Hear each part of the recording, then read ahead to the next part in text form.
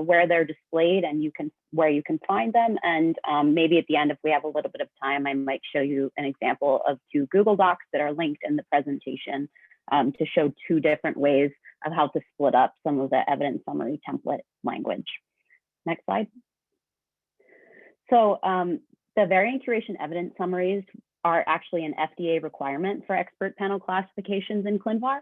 And additionally, they're also required for pilot variants that are sent to the SCI for approval. I've had multiple VCEPs that I've worked with that this is a bit of a surprise, and it can be quite painful to go to 50+ variants after they've been classified and add these evidence summaries. So just for everyone to keep that in mind. And actually pulling this direct quote from ClinGen's FDA decision summary, each VCEP is responsible for developing variant evidence summaries that promote understanding of the evidence used to support the assertion and enable external review. Just like gene curation summaries, they should be clear, they should be in understandable language. Things that they're listing to include are the final classification and the evidence supporting the application of all the ACMG codes and why they were applied. And particularly reference to external data sources.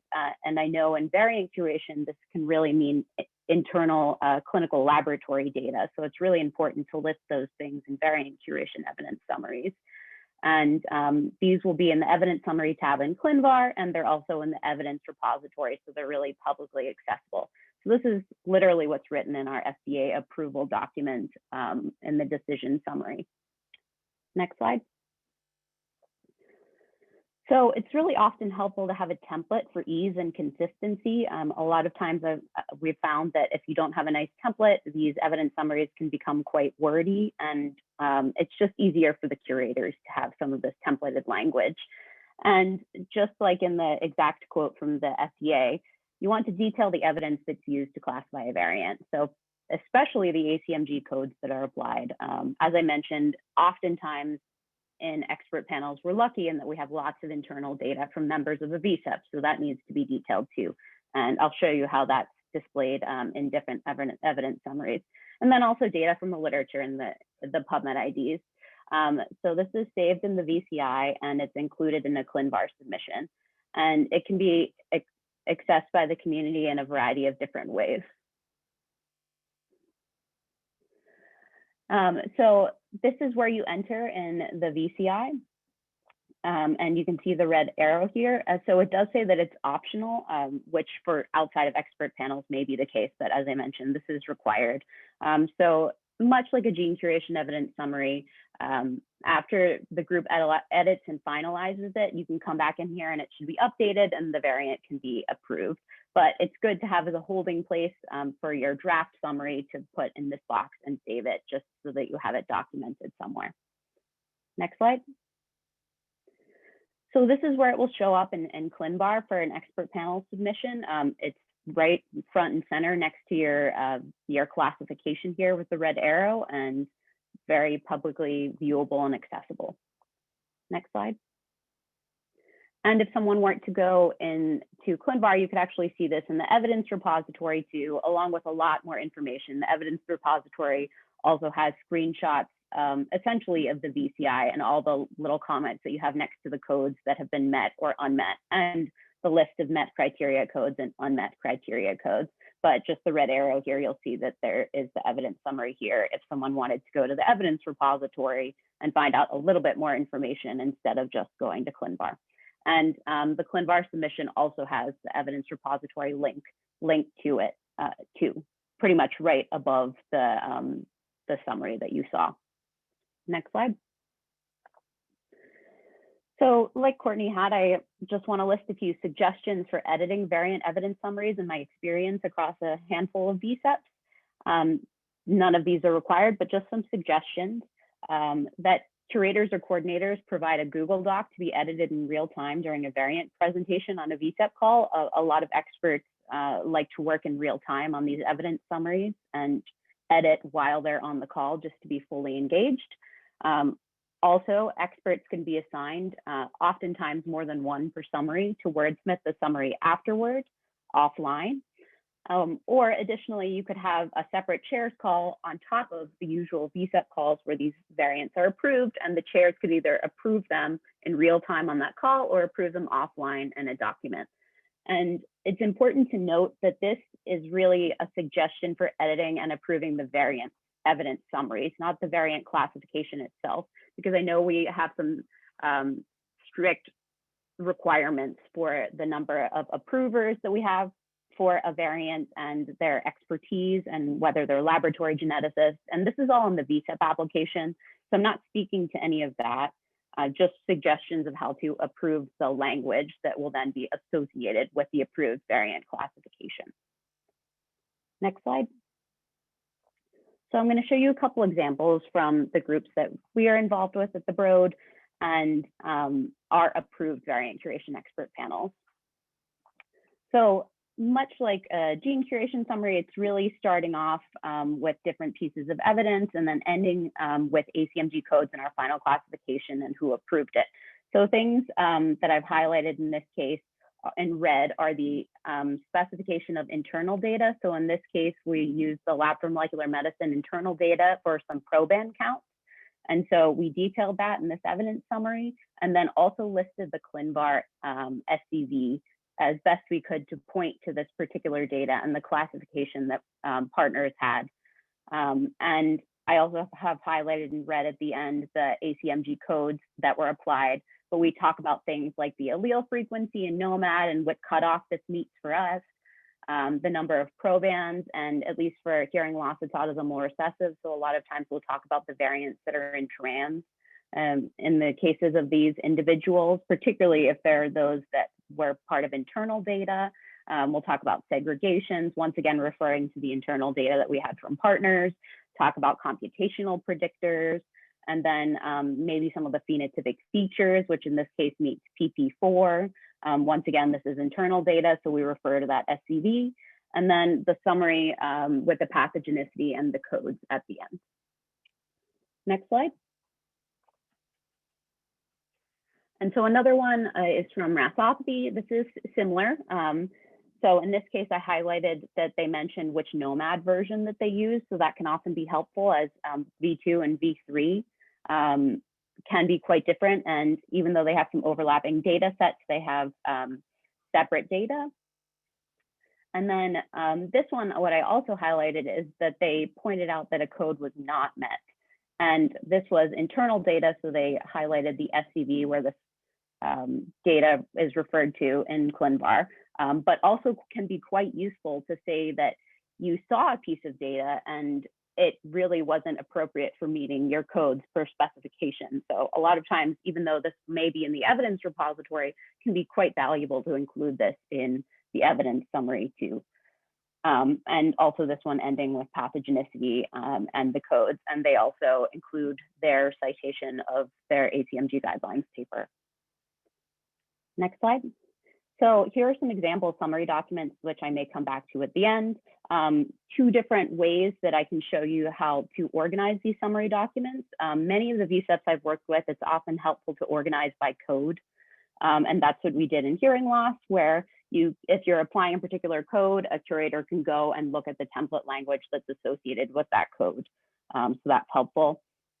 And the other one that I may show you at the end if we have time, it can also be helpful to organize by the type of data per ACMG grid. And this is the clinical lab where I did my training. And so we actually have it separated by population data, by computational predictors, case counts, et cetera. And so in that case, if you wanted to separate like that, curator can just think about what type of evidence they want to detail in that case and go to that section and copy and paste some of those things.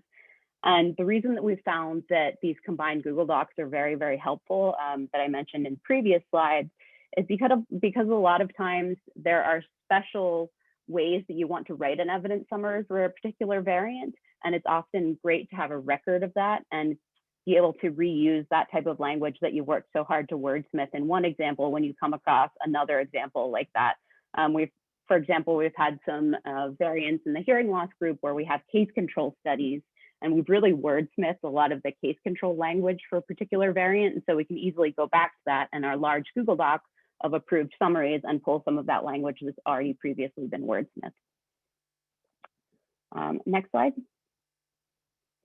So that's the end of that. And I did see in the chat coming up asking if ClinGen had a standardized document. And I actually forgot to mention that Jenny is working on a standardized document right now, which I think will be really helpful for variant curation evidence summaries.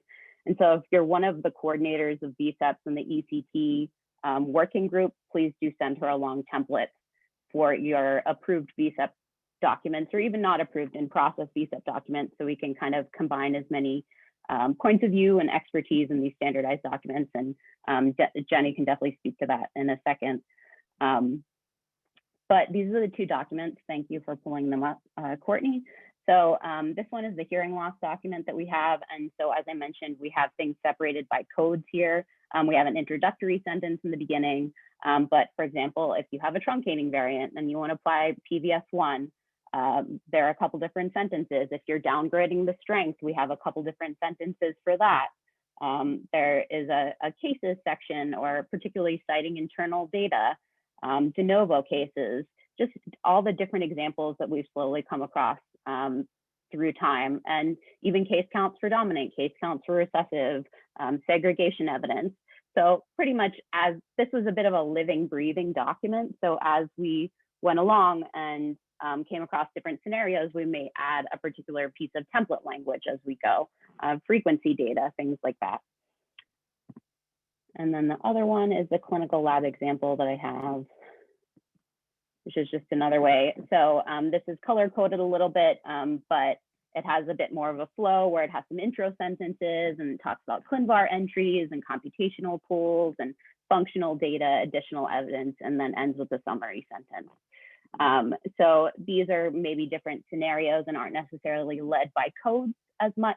And then the codes are listed at the very end. So just a few different ways to organize the template documents that you have. And thanks, Courtney. So I know we had a lot of questions in the chat, but I think Jenny, you're kind of on top of that. And feel free to say anything about your document. I didn't mean to plug it without you mentioning anything. Jenny. Oh, no, thanks so much for bringing that up, Marina. Yeah, and there was a question in the chat about that, whether there's a sort of ClinGen standardized summary text document. So we are working on that, as Marina mentioned. And so several of the VCEPs have already been kind enough to share their summary documents with me. And as Marina mentioned, the more of those that we can get and take a look at, the better, and just to try and get, a lot of viewpoints for creation of this standardized text. And as with the gene curation summary, it really just will be a guide, especially for new VCEPs. I know when I was first working in a VCEP, we were kind of like, what should we put in this box? And it just would have been nice to have something to go to. So it certainly won't be, you have to use these sentences as they're written. It's more of just a guide if people want to use it. And of course, you're most welcome to, change things as you wish. So thanks, Marina, too, for that fantastic review of writing the variant curation summaries. There was a question, too, about can these code templates be used in explanation boxes in the VCI as well, in addition to in the written summary? And I would say yes, absolutely. And that's certainly something that we are planning to do with this new standardized text as well. So you can, to begin your written summary, you can pretty much copy and paste from those boxes. So for example, if you have like 10 cases for PM3 and you've written your little summary blurb and said that PM3 is met, and all of the evidence in that little box, that could be copy and pasted into your written summary. As a start, you can certainly, as Marina mentioned, sort of wordsmith that and work on it to make it a little more smooth, but it's certainly a start for that written summary. I'm looking at other questions in the chat. Okay, great. So I think those are all the questions in the chat. Did anyone else have any questions or comments or anything that would be helpful to you all for working on these summaries? Yeah, I guess I have more of a general comment. This is Jessie. Hi, everybody.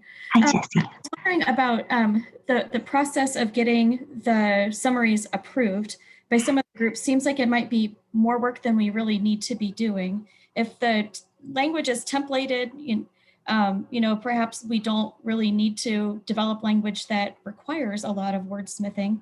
And if the chairs, the VCEP as a whole approves the templated language, at least in my experience, it's been very straightforward just to pop in the relevant sentences. And I don't feel like it needs another level of re-review.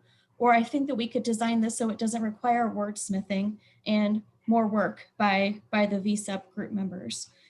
So I guess I'm not really asking a question over here, but just providing a comment that I hope that we can maintain a system that doesn't require that extra level of work by the expert panel members.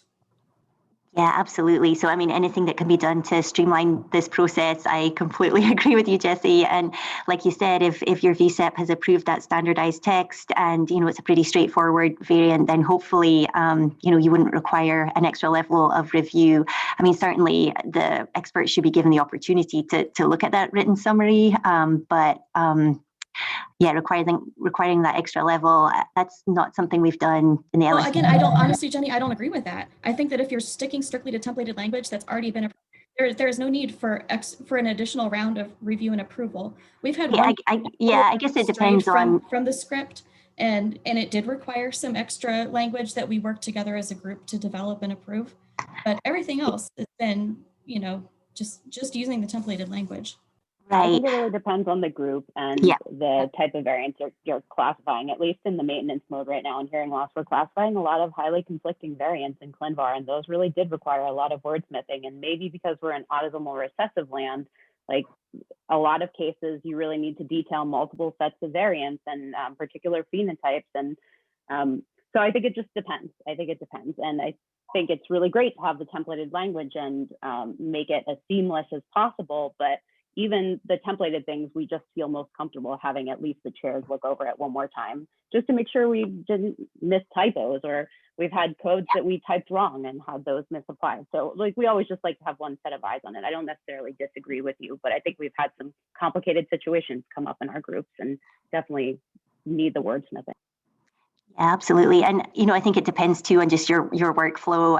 Again, the LSD VCEP is the only one that I work with that is currently at the, submitting to ClinVar, but we typically will send out the PDFs to the experts ahead of time. So they do have the opportunity to look at the summaries as well. But yeah, Jessie, I completely see what you're saying. If that standardized language has been approved and it's straightforward, then, that should be fine as long as, everyone's comfortable with that. And, it's been double checked, as Marina mentioned, for any typos or anything like that.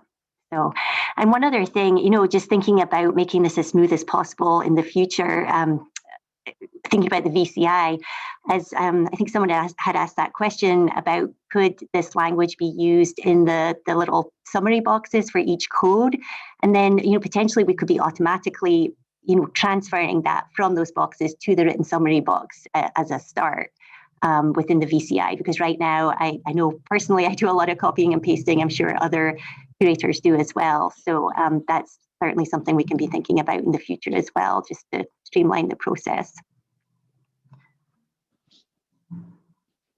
Yeah, and I just put in, a lot of this conversation, especially for VCEP, but, for the gene curations and just what I put in the chat, it is really useful if you get these evidence summaries done right after you've done a curation, whether gene or variant, when it's fresh in your mind. And then that gives everyone a chance to review that ahead of the calls or even right after.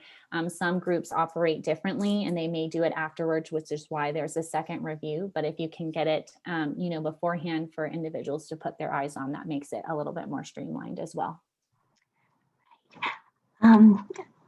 Thanks, Courtney. I see a comment too in the chat from Joanna. In the two examples shown, the final classification guidelines used and codes met were at the end of the summary. And would it be better to have that at the beginning?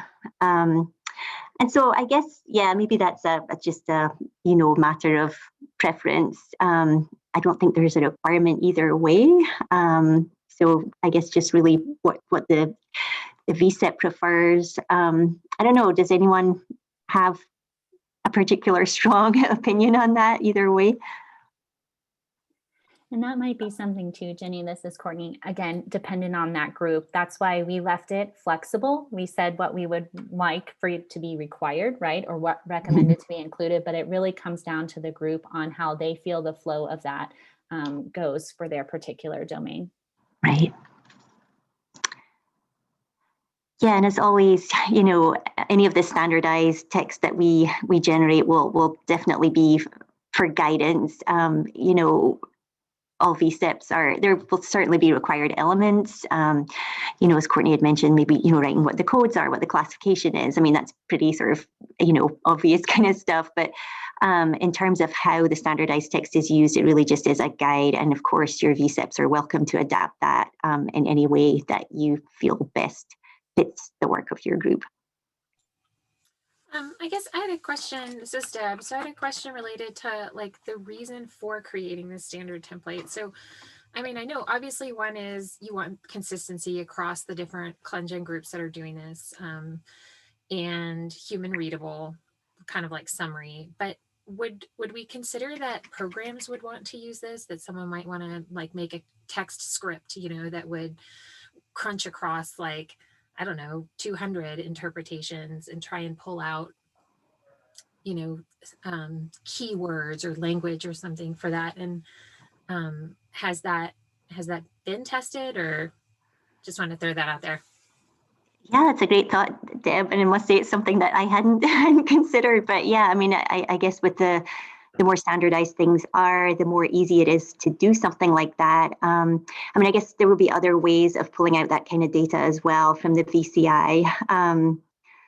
If you're thinking about, yeah, what codes were used for what types of variants and so on, there might be other ways to do that. But yeah, I mean, certainly, I mean, that's a possibility as well. I mean, I think one of my motivations for creating the standardized text, and I'm sure, you know, others have other thoughts too, is really just to help newly created VCEPs, you know, when they've gone through their specifications and they have to, you know, work on all this, putting the information in the VCI and writing that summary, that it would just be there for them. They can go to this as a guide, like, oh, when I do, you know, PM2, I need to include the allele frequency, the number of alleles, the population, you know, that type of thing. So just really to facilitate that for new VCEPs as well. Yeah, I just added. We talked about. Oh, go ahead. I was going to say, we've talked about potentially some time far in the future actually having, based on code choice, some of this language auto-generated by the VCI that then could be wordsmithed, which would be pretty convenient for people. Right. And I mean, I just added to your point, Deb, is that luckily, because there is a structure somewhat developing anyways about what should be included, codes and whatnot, when we think about ClinVar and even the ERepo, those individuals who don't have VCI access or to the backend data would still be able to somewhat do an assessment, right, programmatically, as you're indicating. It might not be a full assessment, but they could see how many times different codes were met or not met across variants in a group. So that's the great thing about having it somewhat standardized now. And obviously, as we move to allow more data access on the back end, then that would expand the number of questions and research that could be done. Great. Are there any other questions, comments?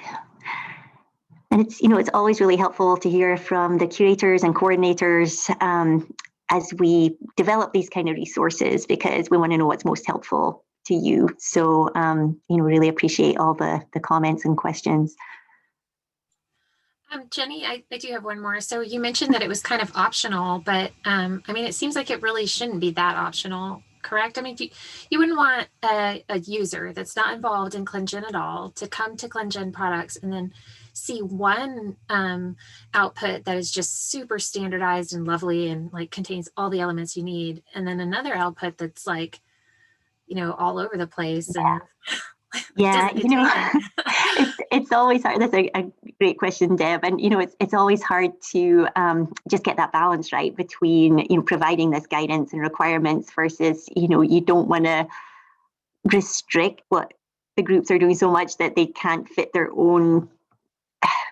They can't describe the work in the way they want to. So yeah, I mean, it's just getting that balance right. So yes, we will have required elements, and you know, encourage the use of the standardized text as much as possible, but allowing them to kind of, you know, adapt it and I as think well. that's why when you think about how we constructed the gene curation now, we provided standardized for those who want to do it in an option. We provided general, but overall we're saying there's a requirement for this, and we've listed out what is really recommended and required to enter, but giving that flexibility, as we said, there could be some, you know, other groups where there's very streamlined, and, you know, you can think of computational things individually on each VCEP, right, where you can display and say, this is what we want to be pre-approved language rather than across all VCEPs, right? So there may need to be some specifics for the groups, because there could be.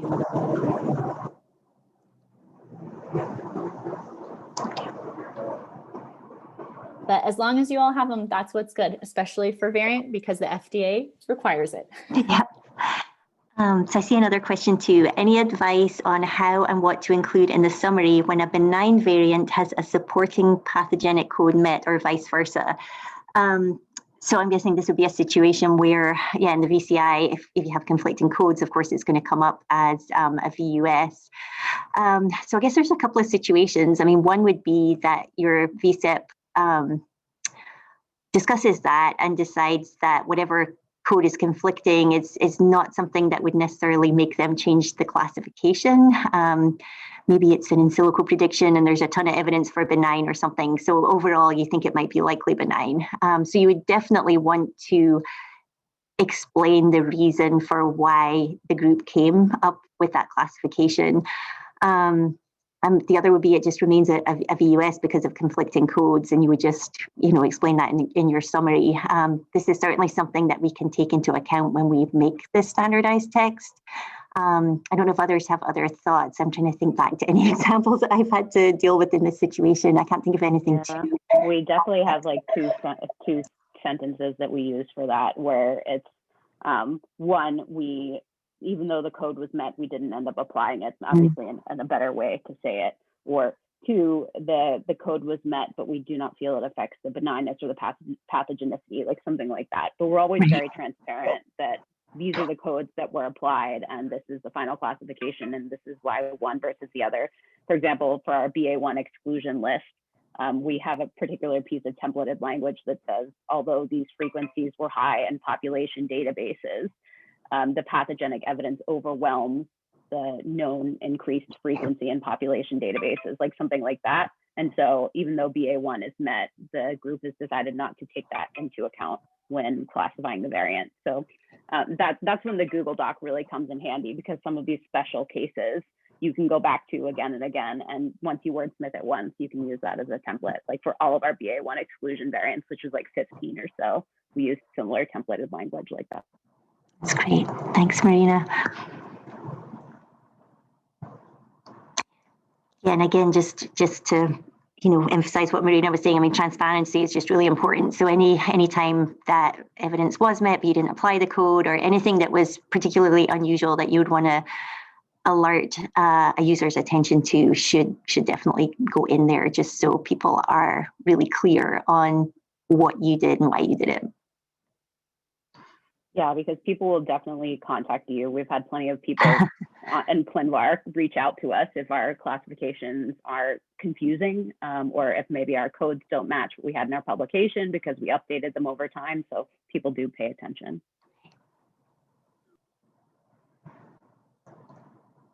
Great.